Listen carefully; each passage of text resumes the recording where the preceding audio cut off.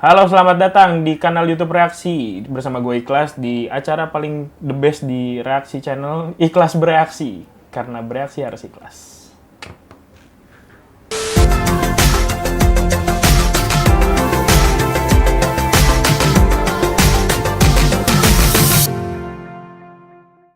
Mungkin kalian tahu dan pernah dengar sama quotes yang mengatakan ilmu adalah penolong kita di saat susah dan menjadi perhiasan ketika kita sukses.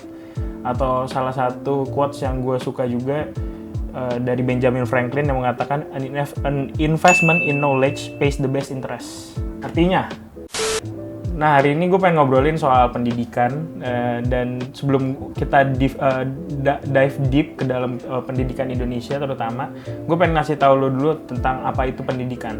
Ternyata nih pengertian pendidikan aja itu ada di Undang-Undang Nomor 20 Tahun 2003 yang mengatakan bahwa pendidikan adalah usaha sadar dan terencana untuk mewujudkan suasana belajar dan proses pembelajaran agar peserta didik secara aktif mengembangkan potensi dirinya untuk memiliki kekuatan spiritual, keagamaan, pengendalian diri, kepribadian, kecerdasan, akhlak mulia, serta keterampilan yang diperlukan dirinya, masyarakat, bangsa, dan negara. Tapi intinya, tadi ada di kalimat awal, itu adalah secara aktif mengembangkan potensi dirinya untuk memiliki kekuatan, itu lagi. Pokoknya mengembangkan potensi diri kita sendiri. Tapi gimana caranya kalau kita ingin mengembangkan potensi diri kita dan terutama tadi kalau kita ngobrolin soal pendidikan, kalau banyak hal-hal yang sebenarnya mengganggu dan ada kesenjangan-kesenjangan yang rasanya kita nggak bisa tutup mata soal hal itu, apalagi soal pendidikan. Yang pertama itu gue pengen bahas soal adanya perbedaan tentang sekolah swasta, sekolah negeri, dan juga sekolah favorit. Gue waktu SMA, jujur aja, gue sering banget, waktu SMP lulus, kayak mau masuk SMA, gue sering banget denger yang namanya sekolah swasta, itu kayaknya sebagai pilihan lain kalau misalnya lo nggak masuk negeri, atau misalnya lo bahkan rela nyogok masuk sekolah negeri, walaupun itu lebih mahal daripada sekolah swasta. Atau misalnya lo pengen masuk ke sekolah favorit biar nanti kampusnya enak. Nah, ya ternyata di sekolah perbedaan-perbedaan ini tuh juga gak kerasa cuma di SMA atau SMP dan malah menurut gue lebih kerasa di kuliah. Gue dari kecil sekolah swasta sampai sekarang kuliahnya swasta. Tahu kan IQ saya berarti ya bercanda. Dan gue rasa kayaknya banyak teman-teman gue yang pride banget masuk negeri dan proud banget masuk negeri, dan kebanyakan juga teman-teman gue yang masuk swasta kayaknya diem-diem aja gitu ketika mereka diterima di swasta. Ternyata perbedaan ini juga udah dirasakan oleh pemerintah dan itu udah terjadi dari waktu yang gak baru dan itu udah lama banget gitu. Bahkan di Surabaya, Pak Eri Cahyadi, wali kota Surabaya itu melakukan upaya-upaya untuk menyamaratakan si sekolah-sekolah ini, gitu, sekolah swasta, sekolah negeri, dan sekolah favorit. Dia bilang gini, secara bertahap ke depan kebutuhan sekolah swasta akan disetarakan dengan negeri, baik itu diupayakan melalui bantuan dari pemerintah maupun program Corporate Social Responsibility atau CSR. Itu kata Pak Eri Cahyadi. Jadi gak kita doang yang merasakan adanya perbedaan-perbedaan ini, bahkan pemerintah juga melakukan upaya-upaya untuk menyamaratakan sekolah-sekolah atau kampus-kampus yang rasanya ada berbeda ini. Dan untuk si favorit sendiri, ternyata percaya nggak percaya, sistem zonasi itu diciptakan salah satunya guna untuk menghilangkan adanya stigma soal sekolah favorit. Sistem zonasi pendidikan udah diberlakukan sejak 2018 melalui Permendikbud nomor 14 tahun 2018. Pada sistem zonasi, siswa nggak akan bersekolah di sekolah yang jauh dari tempat tinggal rumahnya. Dengan demikian, diharapkan terdapat pemerataan layanan pendidikan di setiap sekolah. Tapi itu di negeri doang, yang namanya zonasi. Tapi kalau misalnya kita udah ngobrolin perbedaan swasta, negeri, dan favorit gitu, bagaimana jadinya, nggak cuma itu ternyata, masalah-masalah yang ada di pendidikan atau di sistem pendidikan ini. Ada juga yang misalnya kayak perbedaan-perbedaan antara sekolah desa dan sekolah kota yang apalagi sekarang gitu kan, kalau kita misalnya lagi online kayak gini kan, di desa kita ngebayanginnya gimana gitu. Kalau kita di kota enak-enak aja, gadget ada, internet cepet. Tapi bagaimana teman-teman kita yang di desa atau di luar Jawa? gue nggak usah jauh-jauh keluar Jawa, gue nemu salah satu contohnya ada di dusun Daunan, Desa Nglorok, Kecamatan Pringasurat, Kabupaten Temanggung, Jawa Tengah, mengaku itu kepala sekolahnya Ismiati mengaku kesulitan dalam menjalani pembelajaran daring. Nah, ini dia bilang sih gara-gara sekolahnya dia itu jauh atau tempat tinggalnya itu jauh dari yang namanya jalan raya dan masih jarang banget yang namanya internet. Jadi kalau misalnya lo bayangin, kita nggak usah mikir jauh-jauh keluar Jawa, ternyata yang di Jawa aja yang dibilang pembangunan itu kebanyakan di Jawa atau terdesentralisasi ya bahasanya. Yaitu terdesentralisasi di Jawa. Itu aja masih banyak yang teman-teman kita yang kesulitan untuk bisa cuma untuk sekolah aja itu udah kesulitan banget. Tapi si Ibu Ismiati ini bilang saat ini sekolahnya sedang mengajukan permohonan pemasangan jaringan internet ke Dinas Komunikasi dan Informatika atau Dinkominfo Kabupaten Temanggung. Dan ini gue harap terjadi dan diwujudkan di seluruh sekolah-sekolah yang rasanya agak sulit untuk mendapatkan internet di dalam Jawa maupun di luar Jawa, terutama yang di luar Jawa dulu sih, karena kalau di Jawa kan kayaknya udah ini contoh kecil. Jangankan internet, masih banyak sekolah-sekolah di Indonesia yang memiliki kualitas yang buruk dari segi infrastruktur, akses, dan SDM. Kayaknya lu juga udah sering banget ngeliat video-video yang ketika mau ke sekolah itu harus lewat jembatan kayu dan lain-lain yang kayaknya sangat mengenaskan untuk cuma sekolah. Selain perbedaan-perbedaan itu juga kita seringkali terganggu dengan perubahan-perubahan kurikulum.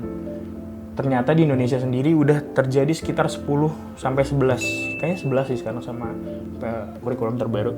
11 kali perubahan kurikulum. Gua sendiri aja itu udah ngerasain 2004, 2006, 2013. Dan yang baru-baru ini yang tadi gue bilang katanya mau ada yang namanya kurikulum darurat 2021 yang untuk si corona ini. Gue sih oke-oke aja sama perubahan kurikulum.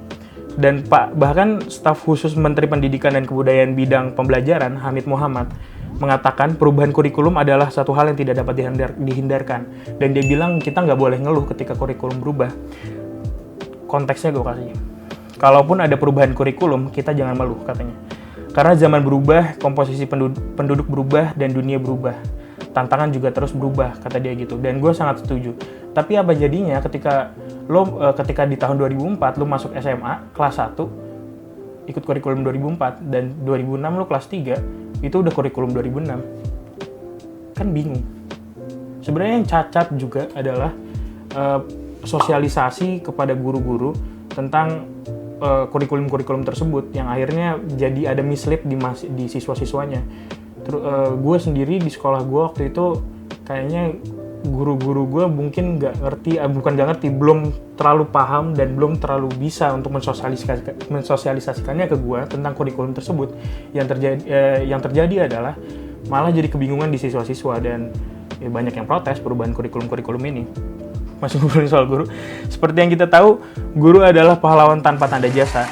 Tanpa guru, kita mungkin tidak tahu menahu tentang dunia ini. Kita nggak tahu ngitung, kita nggak tahu bahasa, kita nggak tahu, mungkin masih buta huruf dan buta angka gitu. Tapi percaya atau enggak, di negara tercinta kita ini memiliki masalah kekurangan guru yang akhirnya menciptakan namanya guru honorer. Lu mau tahu apa itu guru honorer? Atau lu mungkin udah tahu, tapi gue kasih tahu dulu apa ini. Definisi guru honorer menurut Wikipedia adalah guru tidak tetap yang belum berstatus minimal sebagai calon pegawai negeri sipil dan digaji per jam pelajaran. Seringkali mereka digaji secara sukarela dan bahkan di bawah gaji minimum yang telah ditetapkan secara resmi. Sebenarnya si guru-guru honorer ini terjadi atau muncul karena karena ketika lu mau CPNS lu minimal sarjana dan itu semudah itu masalahnya.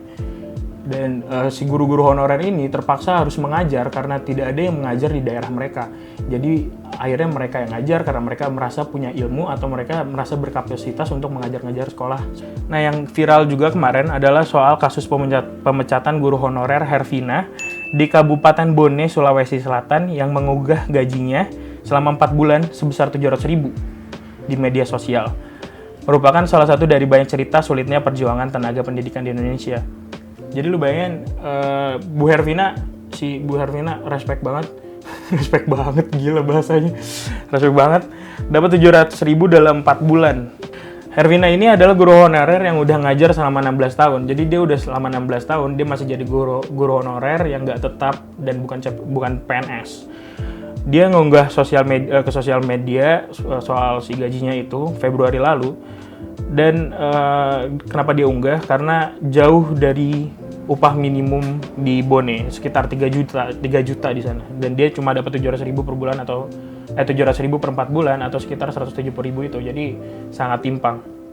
Menurut pengamat pendidikan, permasalahan guru honorer ini tercipta karena tidak adanya rancangan atau grand design pemerintah yang tentang guru. Banyak yang pensiun tapi sedikit yang direkrut, yang menciptakan bom waktu. Kemarin juga pemerintah juga pengen adanya namanya kayak mereka pengen ngerekrut sekitar 1 juta guru untuk di Indonesia. Tapi ini juga ditolak dari berbagai macam guru honorer karena mereka yang udah kayak Bu Hervina ini, mereka udah ngajar 16 tahun dan mereka bukan PNS. Sedangkan tiba-tiba lo mau jadi guru masuk ngegantiin gue yang udah 16 tahun gitu. Lo udah PNS dan gue belum. Nah, cerita-cerita tentang guru-guru honorer ini ngingetin gue sama banyak sekali orang-orang yang mengabdi untuk pendidikan di Indonesia. Salah satunya adalah cerita Pak Heri Cahyadi. Dia udah jadi guru sejak 1997 dan dipindah kerjakan di tahun 2000 ke Kampung Muara Enggelam. Kampung yang dibuat di atas air. Muara Enggelam ini ada di Kalimantan. Dan di sana tuh lo kalau bisa bayangin tadi dibuat di atas air, jadi mereka papan semua, nggak ada tanah. Jadi lo mau ke Indomart,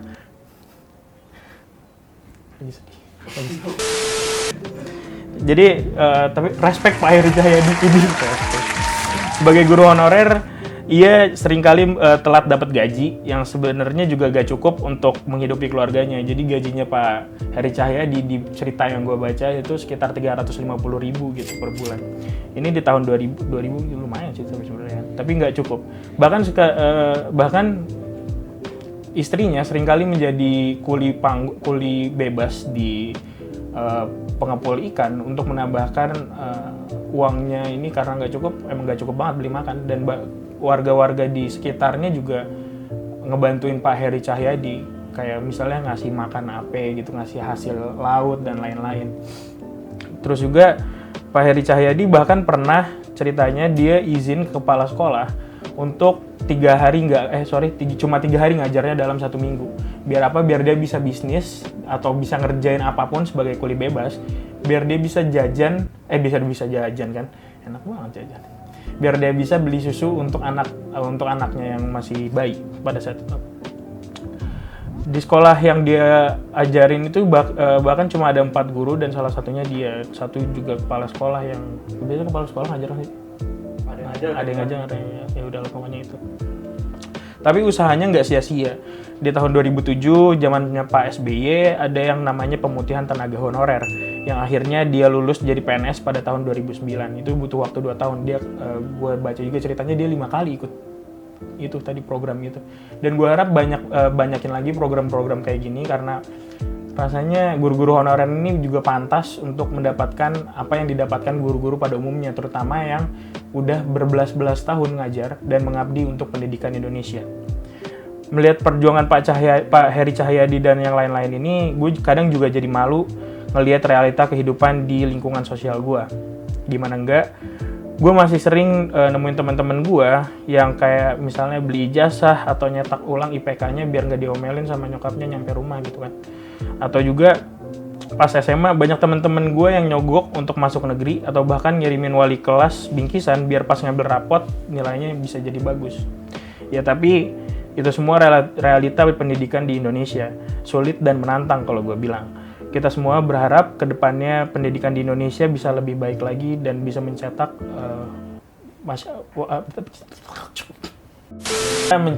insan-insan yang bisa membanggakan di Indonesia di masa depan.